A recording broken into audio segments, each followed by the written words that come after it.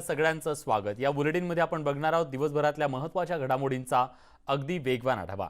बातमी पुण्यातून आहे।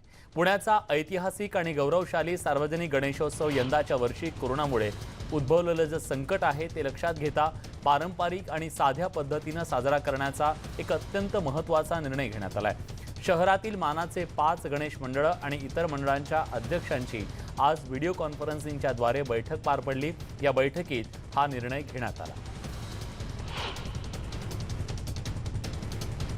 मुख्यमंत्र्यांच्या उपस्थितीत आज खरीप हंगाम बैठक पार पडली। राज्यात सोयाबीन कापूस या पिकांखाली खरीपाचं 60% क्षेत्र आहे। लॉकडाऊनच्या नंतर 3200 पेक्षा जास्त ठिकाणी थेट शेतमाल विक्री करण्यात आलेली आहे। तसंच कृषी माल निर्यातीसाठी आवश्यक फायटोसॅनिटरी प्रमाणपत्र देण्यात आलंय। तसंच बांधावरच बियाणं मिळावं म्हणून शेतकरी गटांच्या मदतीनं नियोजन केलं जात आहे।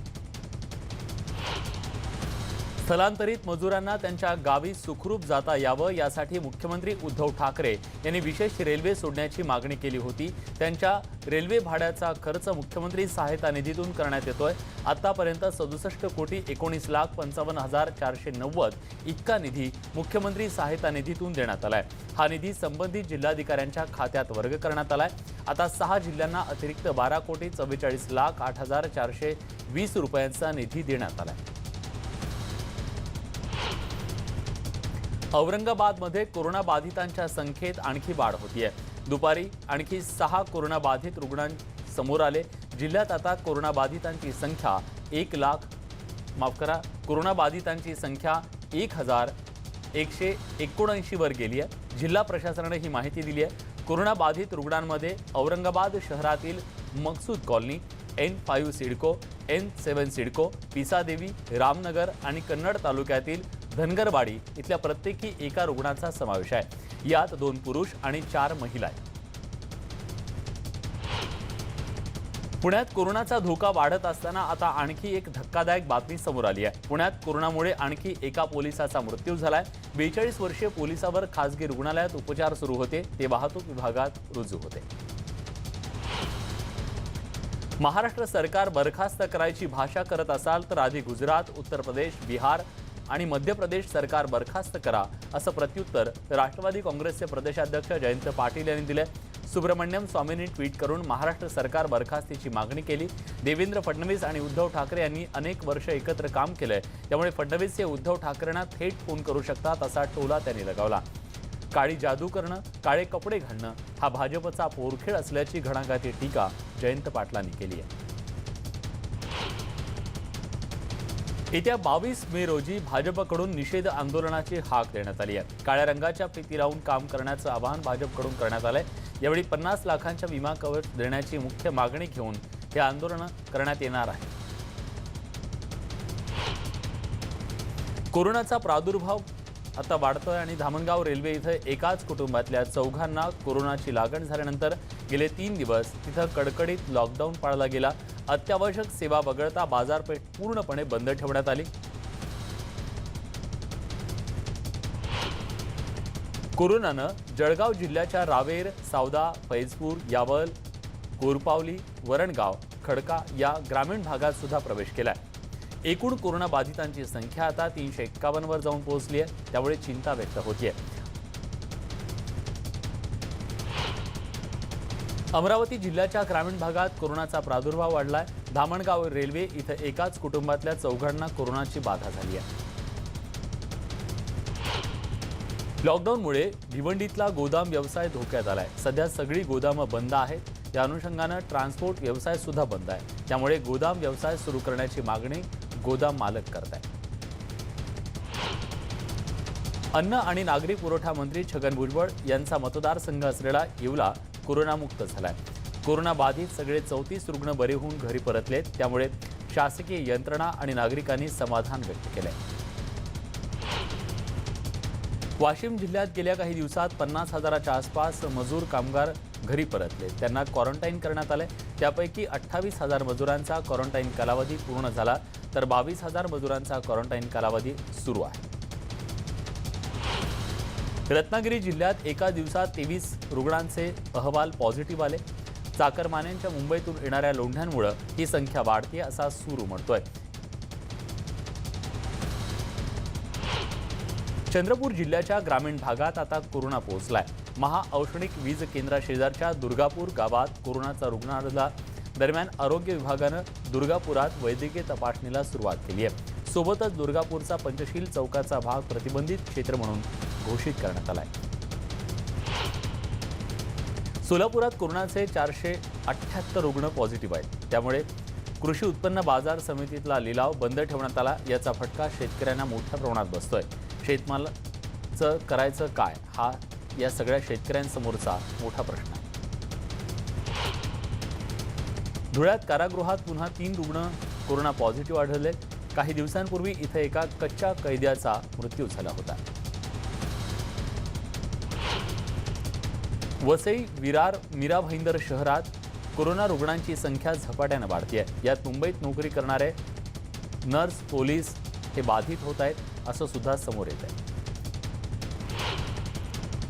औरंगाबादमध्ये शेतमालाला बाजारपेठ नसल्यानं शेतकरी मोठ्या संकटात सापडलाय।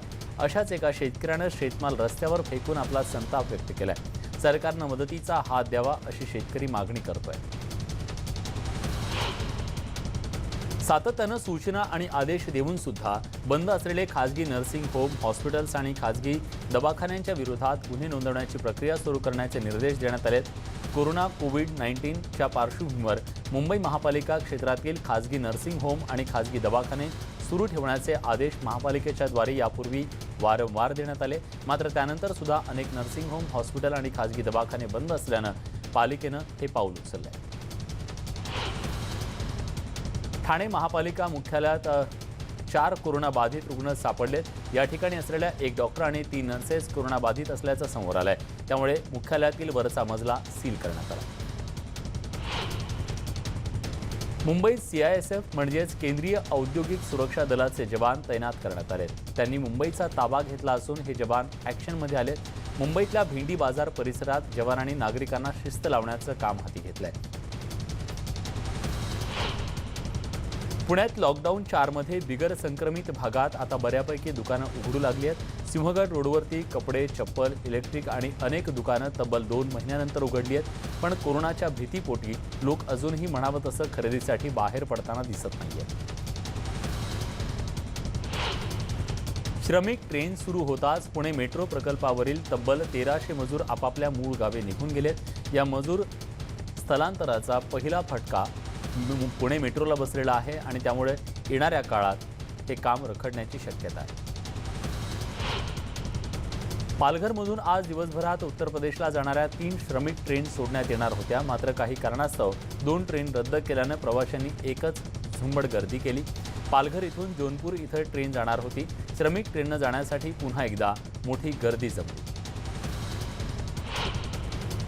तिकडे कांदिवलीत सुद्धा मजुरांनी गर्दी केली। मजुरांनी त्यांच्या मूळ गावी जाण्यासाठी गर्दी केली। त्यामुळे सोशल डिस्टन्सिंगचा अक्षरशः फज्जा उडाला।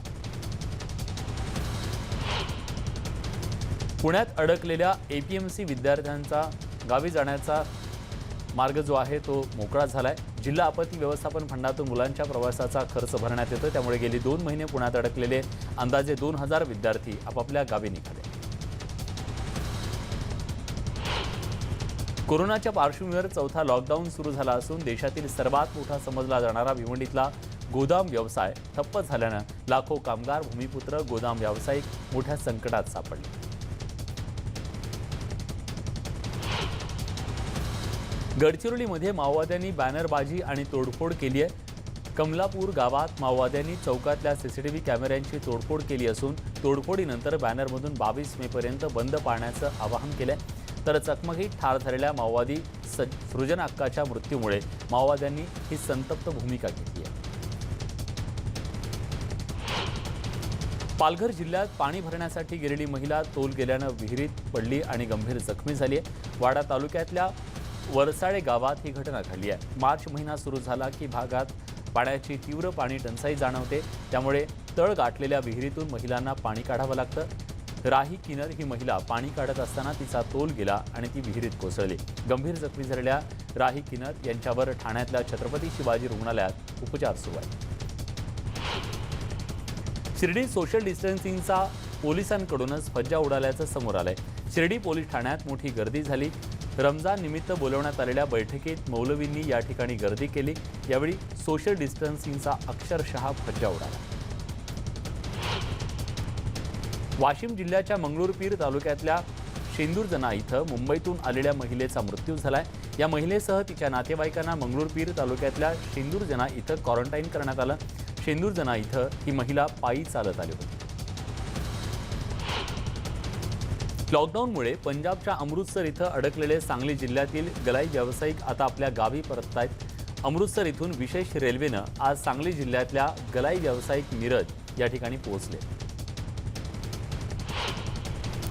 पाण्याच्या शोधात भटकंती करत असताना 55 फूट खोल विहिरीत पडलेल्या एका काळविटाला गावातील तरुण आणि शेतकऱ्यांनी जीवदान दिल्याची घटना घडली आहे। येवल्याच्या अंदरसूल इथं ही घटना घडली आहे।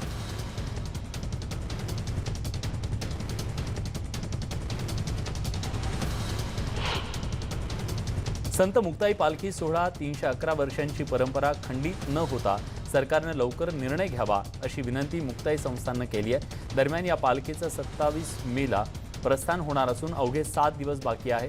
सरकार जोपर्यंत निर्णय घेत नाही तोपर्यंत आम्हाला निर्णय घेता येणार नाही असं मुक्ताई संस्थानचं म्हणणं आहे। 12वीच्या परीक्षांचे निकाल 10 जूनपर्यंत लावण्याचे कोर्टानं आदेश दिल्यानंतर सर्वच परीक्षा मंडळांनी उत्तरपत्रिका संकलनाचं काम सुरू केलंय। त्याच पार्श्वभूमीवर औरंगाबाद परीक्षा मंडळानं मात्र जिल्हा रेड झोनमध्ये असताना सुद्धा विभागांतर्गत येणाऱ्या 500 पेक्षा अधिक नियामक मंडळींना तपासलेल्या उत्तरपत्रिका विद्यापीठांमध्ये आणून जमा करण्याचं प्रमाण सोडलंय। लॉकडाऊनमुळे सोलापूर जिल्ह्याच्या विविध भागात अडकून पडलेले उत्तर प्रदेशातील कामगार आणि विद्यार्थी आज श्रमिक रेल्वेनं लखनौकडे रवाना झाले। रेल्वे अधिकाऱ्यांनी परप्रांतीय कामगारांना निरोप दिला। सोलापूर जिल्ह्यातील सुमारे 1361 मजूर अडकून पडले होते। या मजुरांनी गावी जाण्याची प्रशासनाकडे रीतसर मागणी केली होती। पुण्यातील वारजे परिसरात पाईपलाईन फुटल्यानं शेकडो लिटर पाणी वाया गेले। वारजेतील आंबेडकर चौकात ही पाईपलाईन फुटली होती, पण आता पालिकेनं फुटलेल्या पाईपलाईनचा पुरवठा खंडित केल्यानं तिथली पाणी गळती थांबली असून मनपानं दुरुस्तीचं काम हाती घेतलंय। धारावीत सुद्धा सीआरपीएफ जवान तैनात करण्यात आले। धारावीत कोरोनाचा संसर्ग वाढत असून त्या पार्श्वभूमीवर सरकारनं हे पाऊल उचललं। ख्यातनाम लोककलावंत छगन चौगुले यांचं मुंबईत निधन झालंय। मुंबईत उपचाराच्या दरम्यान त्यांनी अखेरचा श्वास घेतला। नवरी नटली या गीताच्या माध्यमातून त्यांचं लोककलेवरचं प्रेम आपल्या प्रत्येकाच्या तोंडी आहे। त्यांच्या जाण्यानं लोककलेच्या प्रांतात मोठी पोकळी निर्माण झाली आहे। याच बातम्यांसोबत बुलेटिनमध्ये एक छोटासा ब्रेक घेतोय। ब्रेकवर जाण्यापूर्वी एक महत्त्वाची आठवण, सर्व प्रकारच्या बातम्यांच्या अपडेटसाठी तुम्ही पाहायला विसरू नका, आमच्या वेबसाईटवर लॉग इन करायला विसरू नका, news18lokmat.com वर। कुठे जाऊ नका। ब्रेकनंतर तुमचं पुन्हा एकदा स्वागत। जाणून घेऊयात इतर काही महत्त्वाच्या घडामोडींचा वेगवान आढावा। अम्फान चक्रीवादळामुळे मोठमोठी झाडं उन्मळून पडली आहेत। यावरून चक्रीवादळाचा वेग किती प्रचंड होता याचा अंदाज येतो। मात्र प्रशासनानं आधीच नागरिकांना सुरक्षित ठिकाणी हलवल्यानं मोठी प्राणहानी टळलेली आहे। अम्फान चक्रीवादळाची तीव्रता दाखवून देणारी अनेक दृश्य सध्या समोर येत आहेत। शाळेवर असलेली लोखंडी पत्र्याचं मजबूत छत उडून गेलं। वादळाच्या तडाख्यानं आधी पत्र्याचं छत हलायला लागलं, मात्र वादळाचा जोर इतका प्रचंड होता की अखेर ते छत कागदासारखं उडून गेलं।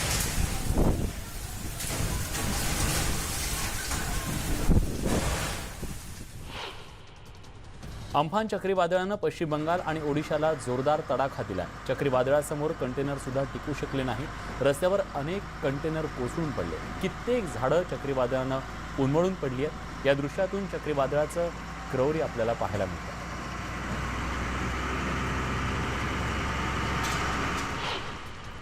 बुधवारी झालेल्या चक्रीवादळानं पश्चिम बंगालमधील हावडा जिल्ह्यातल्या ताकियापाडा इथं रेल्वे यार्डमध्ये संपूर्ण पाणी भरलं। बुधवारी जिल्ह्यात जोरदार पाऊस झाला, त्यामुळे पूरजन्य परिस्थिती निर्माण झाली। ओडिशामधील बालासोर जिल्ह्यात पोडाहिडा या गावात अम्फान चक्रीवादळानं मोठं नुकसान केलंय। सोसाट्याचा वारा आणि वादळानं गावातील अनेक घरांवर झाडं कोसळली, त्यामुळे घरांचं मोठं नुकसान झालंय। अग्निशमन दलाच्या जवानांकडून घरांवर पडलेली झाडं उचलण्याचं काम सध्या सुरू आहे। अजूनही काही राज्य मजुरांना आपल्या गावी परत येण्यासाठी परवानगी देत नसून अजून सुद्धा 40 लाख मजुरांना पश्चिम बंगालमध्ये जायचंय. मात्र अद्याप केवळ 27 विशेष ट्रेन राज्यात गेल्याची माहिती रेल्वे मंत्री पियुष गोयल यांनी दिली आहे. सध्याच्या लॉकडाऊनचा उत्पादन क्षेत्राला मोठा फटका बसलाय. तसाच फटका संरक्षण क्षेत्राला सुद्धा बसलाय. इतर क्षेत्रांच्या तुलनेत संरक्षण क्षेत्राला अनेक अडचणींचा सामना करावा लागत असल्याची माहिती केंद्रीय संरक्षण मंत्री राजनाथ सिंग यांनी दिली आहे. नवी दिल्लीतील गाझीपूरमध्ये आज रस्त्यांवर वाहनांच्या लांबच लांब रांगा लागलेल्या पाहायला मिळाल्या. लॉकडाऊनचा चौथा टप्पा सुरू असून काही प्रमाणात निर्बंध शिथिल करण्यात आलेत. मात्र नागरिकांना आवाहन करून सुद्धा नागरिक मोठ्या प्रमाणात बाहेर पडत आहेत. गाझीपूरमध्ये मोठ्या प्रमाणात वाहतूक कोंडी झाल्याचं पाहायला मिळालं. दिल्लीतल्या नोएडा मार्गावर कालिंदी कुंज परिसरामध्ये आज मोठ्या प्रमाणात वाहतूक कोंडी झाली. लॉकडाऊनच्या चौथ्या टप्प्यात नागरिक नियम बाजूला ठेवून बाहेर पडताना दिसत आहेत. जम्मू काश्मीर प्रशासनानं लॉकडाऊनची नवी नियमावली जाहीर केली आहे. यानुसार केंद्रशासित प्रदेशातील सर्व दारूची दुकानं उघडायला सरकारनं परवानगी दिली आहे. जम्मूमध्ये दारूच्या दुकानांच्या बाहेर दारू खरेदीसाठी लांबच लांब रांगा लागलेल्या होत्या. सरकारनं दुकानं खुली करण्याची परवानगी दिल्यानंतर नागरिक दारू खरेदीसाठी गर्दी करताना दिसले. दुकानांच्या बाहेर नागरिकांना उभं राहण्यासाठी रकाने आखून देण्यात आले.